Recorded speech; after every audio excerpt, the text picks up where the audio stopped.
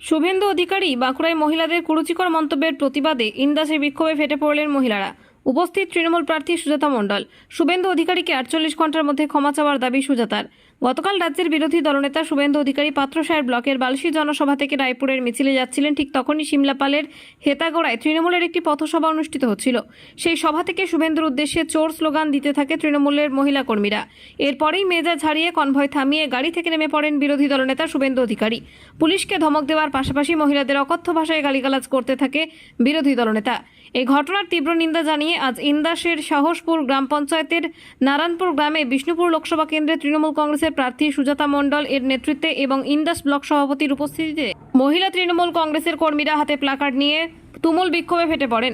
তৃণমূল কংগ্রেসের প্রার্থী সুজাতা মণ্ডলের দাবি, ঠিক 48 ঘন্টার মধ্যে মহিলাদের কুরুচিকর মন্তব্যের জন্য তাকে ক্ষমা চাইতে হবে শুভেন্দু অধিকারীকে।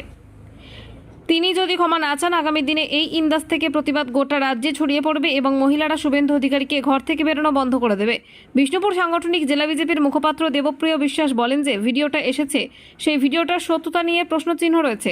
শুভেন্দু অধিকারী গালাগালি করতে পারে না, তবে পুলিশের কর্তব্য বিরোধী দলনেতাকে প্রোটেকশন দিয়ে নিয়ে যাওয়া, সেই কাজ পুলিশ করে না। অধিকারী শুভেন্দু অধিকারী বলে গেছে যে আমরা মেয়েরা নাকি শুয়োরের বাচ্চা, তাই একটা মহিলা হিসাবে এই অসম্মান, এই অপমান এবং এই যে আমাদেরকে কদর্য ভাষায় আক্রমণ, এটা মানছি না, মানব না। আপনারা মানতে পারবেন এই এত নোংরা ভাষায় আমাদেরকে আক্রমণটা? আপনাদেরকেই জবাব দিতে হবে, আর তার জন্য ক্ষমা চাইতে হবে, নইলে ওরা ঘর থেকে বেরোনো মেয়েরাই বন্ধ করে দেবে। তাই বলি, একটা ভোটও বিজেপিকে নয়, একটা ভোটও বিজেপির বন্ধু সিপিএম কে নয়। ইন্দাসে করলাম শাসপুর অঞ্চলের নারায়ণপুর গ্রামে, কারণ কাল থেকে কোথাও যেন নারী হিসেবে না ভেতরটা জল ছিল। আজকে গতকাল বিরোধী দলনেতা এবং নন্দীগ্রামের বিধায়ক বিজেপির বড় ফেস গদ্দার মির্জাফর, তিনি কালকে আমাদের নারীদেরকে যে নোংরা কুরুচিপূর্ণ ভাষায় আক্রমণ করে গেছেন।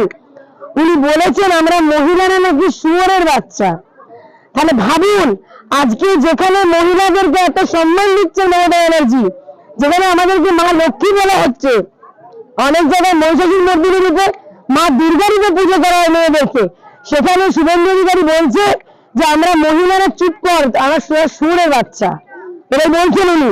এবং তোদের মুখ্যমন্ত্রীকে হারিয়েছি, তোদেরকে হারাবো। সাধারণ মহিলারা রাস্তা দিয়ে বেরোচ্ছিলেন, তাদের কোনো দোষ ছিল না, শুধু তারা একটু আবেগে জয় বাংলা বলেছিলেন। তার জন্য তাদেরকে এবং আমাদের নারী সমাজকে বিজেপি বললো আমরা নাকি শুয়োরের বাচ্চা।